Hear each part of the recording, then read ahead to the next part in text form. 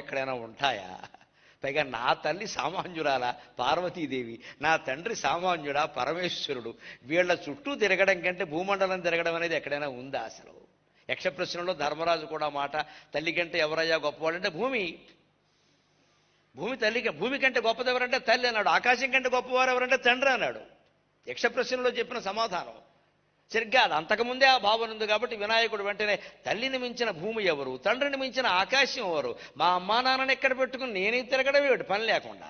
తమ్ముడు పెడితే వెళ్ళాడు, వాడు ఇంగ్లీష్ మీడియం, నేను తెలుగు మీడియం ఇక్కడ.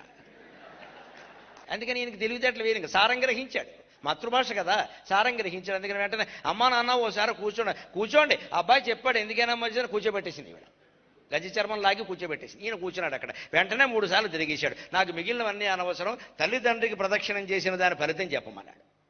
వెంటనే పరమేశ్వరుడు నోరు మూసుకుని భూమండలంలో ఉండే క్షేత్రాలన్నీ తిరిగిన ఫలితం. అయితే